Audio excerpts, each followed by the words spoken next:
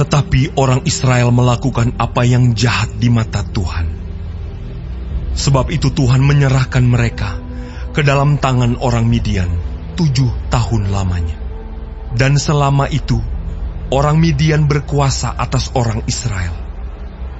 Karena takutnya kepada orang Midian itu, maka orang Israel membuat tempat-tempat perlindungan di pegunungan, yakni gua-gua dan kubu-kubu. Setiap kali orang Israel selesai menabur, datanglah orang Midian, orang Amalek, dan orang-orang dari sebelah timur, lalu maju mendatangi mereka. Berkemalah orang-orang itu di daerah mereka, dan memusnahkan hasil tanah itu sampai ke dekat Gaza, dan tidak meninggalkan bahan makanan apapun di Israel, juga domba atau lembu atau keledai pun tidak. Sebab orang-orang itu datang maju dengan ternaknya dan kemahnya, dan datangnya itu berbanyak-banyak seperti belalang. Orang-orangnya dan unta-untanya tidak terhitung banyaknya, sekaliannya datang ke negeri itu untuk memusnahkannya. Sehingga orang Israel menjadi sangat melarat oleh perbuatan orang Midian itu. Lalu berserulah orang Israel kepada Tuhan. Ketika orang Israel berseru kepada Tuhan karena orang Midian itu, maka Tuhan mengutus seorang nabi kepada orang Israel yang berkata kepada mereka, "Beginilah firman Tuhan, Allah Israel. Akulah yang menuntun kamu keluar dari Mesir dan yang membawa kamu keluar dari rumah perbudakan. Aku melepaskan kamu dari tangan orang Mesir dan dari tangan semua orang yang menindas kamu. Bahkan aku menghalau mereka dari depanmu, dan negeri mereka kuberikan kepadamu. Dan aku telah berfirman kepadamu, Akulah Tuhan Allahmu. Maka janganlah kamu menyembah Allah orang Amori, yang negerinya kamu diami ini. Tetapi kamu tidak mendengarkan firmanku itu." Kemudian datanglah malaikat Tuhan dan duduk di bawah pohon tarbantin di Ofrah, kepunyaan Yoas, orang Abieser itu. Sedang Gideon anaknya mengirik gandum dalam tempat pemerasan anggur, agar tersembunyi bagi orang Midian. Malaikat Tuhan menampakkan diri kepadanya dan berfirman kepadanya demikian, "Tuhan menyertai engkau, ya pahlawan yang gagah berani." Jawab Gideon kepadanya, Tuanku, jika Tuhan menyertai kami, mengapa semuanya ini menimpa kami? Di manakah segala perbuatan-perbuatannya yang ajaib yang diceritakan oleh nenek moyang kami kepada kami? Ketika mereka berkata, "Bukankah Tuhan telah menuntun kita keluar dari Mesir? Tetapi sekarang Tuhan membuang kami dan menyerahkan kami ke dalam cengkeraman orang Midian." Lalu berpalinglah Tuhan kepadanya dan berfirman, "Pergilah dengan kekuatanmu ini, dan selamatkanlah orang Israel dari cengkraman orang Midian. Bukankah aku mengutus engkau?" Tetapi jawabnya kepadanya, Tuanku, dengan apakah akan kuselamatkan orang Israel? Ketahuilah, kaumku adalah yang paling kecil di antara suku Manasye, dan aku pun seorang yang paling muda di antara kaum keluargaku. Berfirmanlah Tuhan kepadanya, "Tetapi akulah yang menyertai engkau. Sebab itu, engkau akan memukul kalah orang Midian itu sampai habis." Maka jawabnya kepadanya, "Jika sekiranya aku mendapat kasih karunia di matamu, maka berikanlah kepadaku tanda bahwa engkau sendirilah yang berfirman kepadaku. Janganlah kiranya pergi dari sini sampai aku datang kepadamu, membawa persembahanku dan meletakkannya di hadapanmu." Firman-Nya, "Aku akan tinggal sampai engkau kembali." Masuklah Gideon ke dalam, lalu mengolah seekor anak kambing dan roti yang tidak beragi dari seefa tepung. Ditaruhnya daging itu ke dalam bakul dan kuahnya ke dalam periuk. Dibawanya itu kepadanya ke bawah pohon tarbantin, lalu disuguhkannya. Berfirmanlah malaikat Allah kepadanya, "Ambillah daging dan roti yang tidak beragi itu.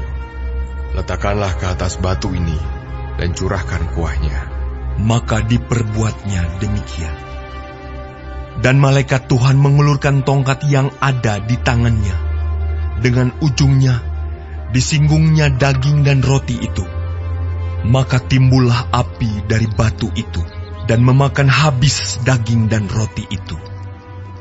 Kemudian hilanglah malaikat Tuhan dari pandangannya.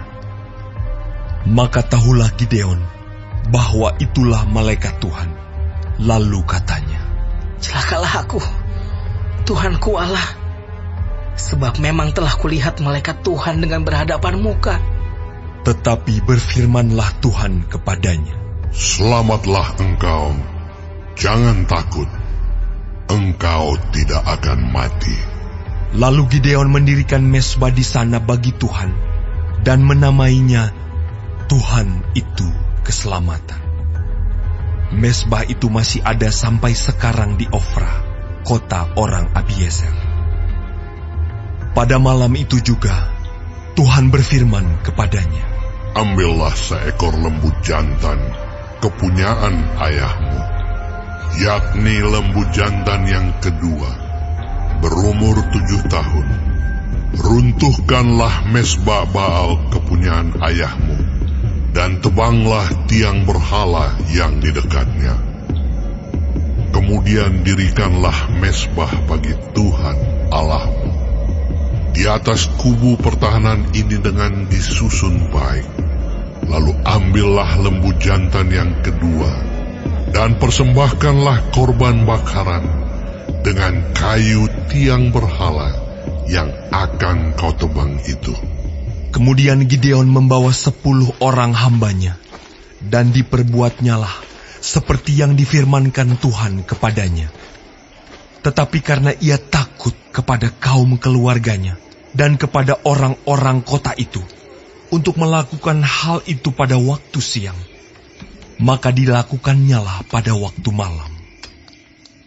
Ketika orang-orang kota itu bangun pagi-pagi, tampaklah telah dirobohkan mezbah Baal itu, telah ditebang tiang berhala yang di dekatnya, dan telah dikorbankan lembu jantan yang kedua di atas mezbah yang didirikan itu. Berkatalah mereka seorang kepada yang lain, Siapakah yang melakukan hal itu? Setelah diperiksa dan ditanya-tanya, maka kata orang, Gideon bin Yoas, dialah yang melakukan hal itu. Sesudah itu, berkatalah orang-orang kota itu kepada Yoas, Bawalah anakmu itu keluar. Dia harus mati, karena ia telah merobohkan mezbah Baal, dan karena ia telah menebang tiang berhala yang di dekatnya. Tetapi jawab Yoas kepada semua orang yang mengerumuninya itu, Kamu mau berjuang membela Baal, atau kamu mau menolong dia? Siapa yang berjuang membela Baal akan dihukum mati sebelum pagi. Jika Baal itu Allah, biarlah ia berjuang membela dirinya sendiri setelah mezbahnya dirobohkan orang. dan pada hari itu diberikan oranglah nama Yerubbaal kepada Gideon, karena kata orang, Biarlah Baal berjuang dengan dia setelah dirobohkannya mezbahnya itu. seluruh orang Midian dan orang Amalek dan orang-orang dari sebelah timur telah berkumpul bersama-sama. Mereka telah menyeberang dan berkemah di lembah Yisrael. Pada waktu itu, Roh Tuhan menguasai Gideon. Ditiupnyalah sangkakala dan orang-orang Abiezer dikerahkan untuk mengikuti dia. Juga dikirimnya pesan kepada seluruh suku Manasye, dan orang-orang ini pun dikerahkan untuk mengikuti dia. Dikirimnya pula pesan kepada suku Asyer, Sebulon, dan Naftali, dan orang-orang ini pun maju untuk menggabungkan diri dengan mereka. Kemudian berkatalah Gideon kepada Allah, Jika engkau mau menyelamatkan orang Israel dengan perantaraanku, seperti yang kau firmankan itu, maka aku membentangkan guntingan bulu domba di tempat pengirikan. Apabila hanya di atas guntingan bulu itu ada embun, tetapi seluruh tanah di situ tinggal kering, maka tahulah aku bahwa engkau mau menyelamatkan orang Israel dengan perantaraanku. seperti yang kau firmankan. Dan demikianlah terjadi, sebab keesokan harinya, pagi-pagi ia bangun. Dipulasnya guntingan bulu itu, dan diperasnya air embun dari guntingan bulu itu, secawan penuh air. Lalu berkatalah Gideon kepada Allah, Janganlah kiranya murka-Mu bangkit terhadap aku, apabila aku berkata lagi, sekali ini saja. Biarkanlah aku satu kali lagi saja mengambil percobaan dengan guntingan bulu itu. Sekiranya yang kering hanya guntingan bulu itu, dan di atas seluruh tanah itu ada embun. Dan demikianlah diperbuat Allah pada malam itu, sebab hanya guntingan bulu itu yang kering, dan di atas seluruh tanah itu ada embun.